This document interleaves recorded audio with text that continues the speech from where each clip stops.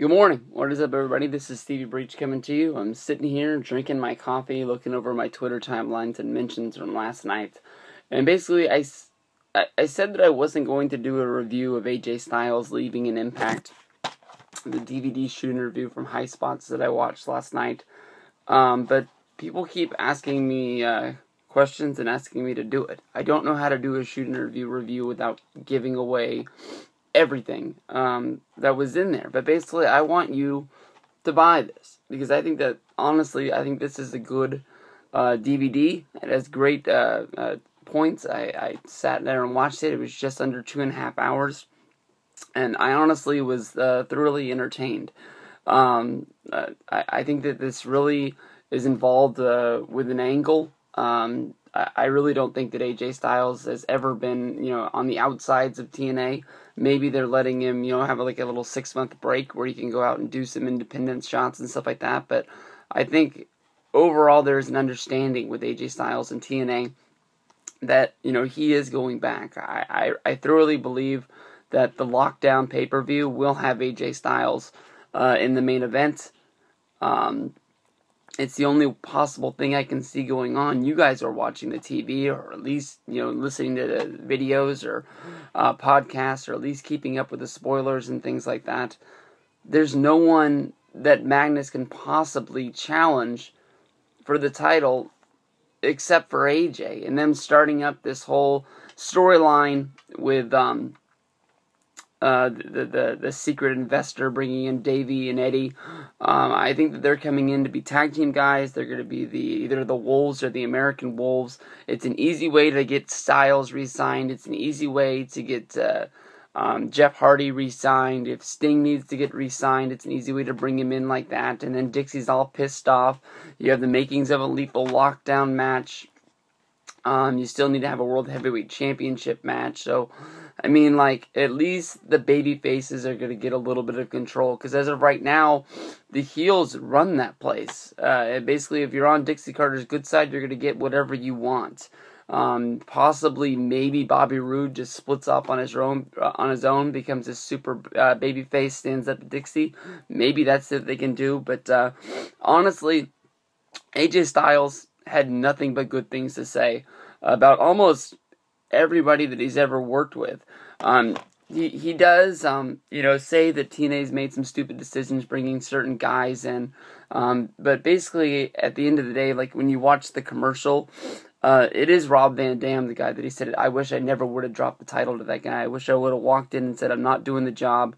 And it was him that he was pissed off about, how, when he pinned him, he didn't sweep the leg. He said that when Van Dam was there, it never really seemed like he gave 110%. It seemed like he was just there going through the motions. And then the story that I always thought was why he dropped the title to just made it vacant, and then they had the tournament and came back before the tournament was even over. I thought that whole thing was basically because TNA had used so many of his dates.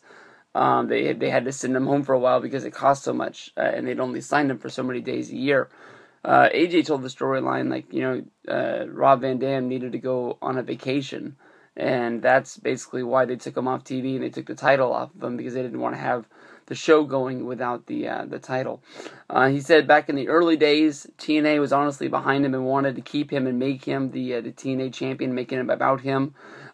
It wasn't the Carters, it wasn't Jeff Jarrett that wanted Jeff to be the champion. It was basically the TV companies that they were going to and trying to get TNA a real TV slot back in the day. They were saying that, AJ's good and all, but, we know Jeff. We know Jeff from watching Raw. We know Jeff from watching Impact. We want Jeff to be the champion. That way people can tune in and see the champion and know who he is and not wonder why this guy that used to be on Raw and Nitro weren't being there. I think everybody goes back and watches the AJ Styles, I guess you can say sort of like an almost like shoot interview on Impact when he came back and he was all pissed off and he was the number one contender. And he was just talking about, the people that came in TNA and just didn't really honestly give a shit.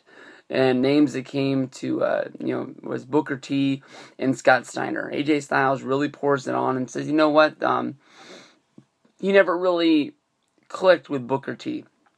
They never really saw eye to eye when they were in TNA, but it wasn't until Booker was out of TNA and they ran into each other at like some sort of like a, I'm not sure if it was like an independent show, if it was an autograph signing, or if they ran into an airport. They never really went into where it was, but they ran into each other and they discussed it and they talked it out. AJ said, hey, I know we never saw eye to eye, but honestly, with working with you, I didn't see it until you were gone. I did notice a lot of things I learned from working with you. And one of the things that was weird that AJ talked about that he really got from Booker T was how to hit somebody with a title, where you really sort of lay it on. It looks good on TV and people get what you're doing. A lot of times you see guys, especially guys that are like sort of like first time champions, you hit somebody with the tag belt or the Intercontinental title belt. It just doesn't look good. It either looks like they hit him like way too hard, or they didn't hit him at all. I'm trying to think. Basically, anything that really AJ buried in TNA was something that me or you would bury ourselves. He really spoke highly about the not the rafter match. The I can't remember. It was at a Destination X, and it was like a scaffold match. And it was above the ring. It was him and Rhino. And I'm saying basically how much they got that thing over. They weren't able to really practice the match, but they were able to get there a day early, and they were able to sort of do like a walkthrough and see what they could do up there on that platform. And, he said how stupid I don't know what the name of that cage is, but the one that comes down like a dome over, like I always call it the Thunderdome, but I don't think that's the real name for it. And he was just bringing up the facts how Hernandez couldn't climb out through the hole, and basically TNA and everybody thought like these guys are ultimate athletes, but you work a 10-minute match inside the ring, and then you have to hoist yourself up, and sort of like do the monkey bars all the way to the top, and then once you get there, you have to be able to do a pull up and pull yourself out of there. It ain't always gonna look pretty once you're out there, working in the ring. But honestly, just to say, like, I think that I got my $20 worth out of it. I got this. I got a $5 wrestling. I know that I'm gonna love that. If you're into TNA, if you're into AJ Styles, there's enough stuff on here that you're gonna get your money's worth. He talks about everything from that match with Frank Trigg to basically maybe if I can point one thing out, they didn't talk about that final run that much. Maybe they didn't talk about how he got to win the title from Bully Ray, because that's one of my biggest head scratchers. Like, did they let him win the title at Bound for Glory because they thought that was like the biggest moment that would make the biggest pay-per-view buys for the biggest match? Did they do it knowing that he was leaving and like that this was a way to say like thank you AJ for your 11 years in the company? I wish they would have focused that on more, but I think the guy who does the interviews on this is the owner of High Spots, because when they brought up Ric Flair, he went into his own problems that he's had with Ric Flair. Of course, High Spots signed Ric Flair to come in, do some autograph signings and a shoot interview and stuff like that. This was a big money deal, especially for a company like High Spots. I know that like a lot of us wrestling fans know of High Spots, but I mean, like if you go, or like internet wrestling fans, we know of High Spots. Like if you just go to Monday Night Raw, like a normal taping, and you're sitting there in your seat and you name drop like, oh, I bought the AJ Styles shoot off of High Spots, I say easily 9 out of 10 fans, just normal fans, aren't going to know what the fuck you're talking about. Oh shoot, what was I talking about? Him and Ric Flair. I don't even remember. But honestly, like, there's a lot of good stories on there from AJ, and I think it's definitely worth the money. Make sure you go check it out. The Claire Lynch chapter was really, really good. He goes into all the factors that was going to make that storyline good, how she was supposed to be a Carter, and then basically Dixie's family, stepped in and said, no, if she's a Carter, it's going to look bad on TNA, it's going to look bad on the family, if they can't have it, then, she just became a normal chick, and then once they hired the chick, she wasn't hot, and AJ was like, if this chick needed to be smoking hot, to where if you were sitting at home, you were gonna believe the storyline, because it was like, if I'm AJ Styles, I'd fuck that chick too. Really good. If you like video games, the first maybe 15 minutes of this shoot interview is talking about AJ and how much he loves games, and how much how bad the TNA video game was. I meant to grab that to show that to you. TNA Impact. He honestly really buries that game, because the game really does suck. I've gone into my stories with that game. I played it. I liked it. It was one of the first PS3 games I got.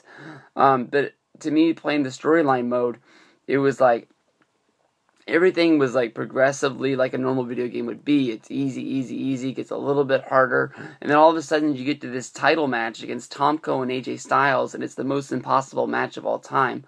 I think I tried to beat it for like almost a week, and then I was just like, fuck it, I'm not going to beat this. I mean, like, you know how they put the 6 chairs outside the ring? You would grab the 6 chairs, you'd use all 6 chairs, put all 3 hits on AJ, he'd be weak, get him back in the ring, and the second you got him back in the ring, he'd run over and tag Tomko, and Tomko would whoop your ass, and he'd pin you in like less than a minute, and it just never really made any sense.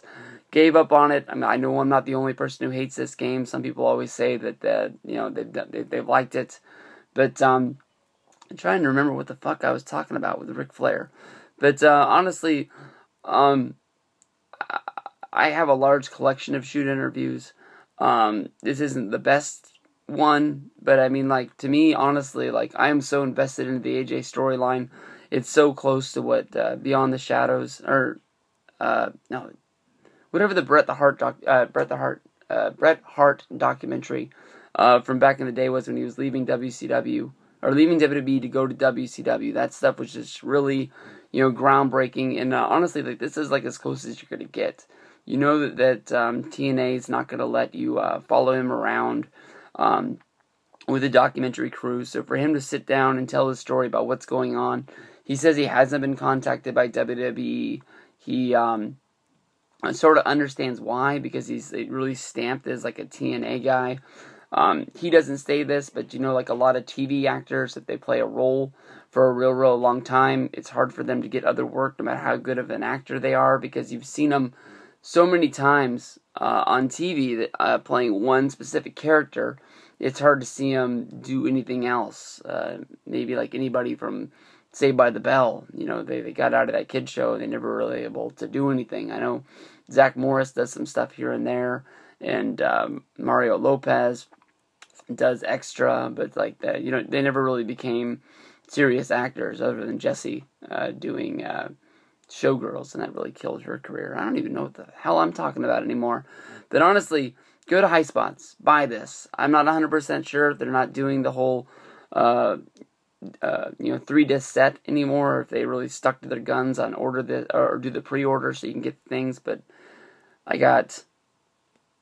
guessing that what they talked about is the bonus disc was Daniels and AJ wrestling for Hermie Sadler's wrestling company. You get a shoot interview from this year that was filmed. He's basically talking about stuff and talking about how that he's spoiling the future because he didn't know when the thing was going to come out. He's talking about the dates when he's going to show back up on Impact. He's going to talk about the dates where he loses on Impact and stuff like that. Then you also get a shoot interview talking about his past that was filmed in 2006. All 3 of those, $20. I thought it was a deal. Peace out.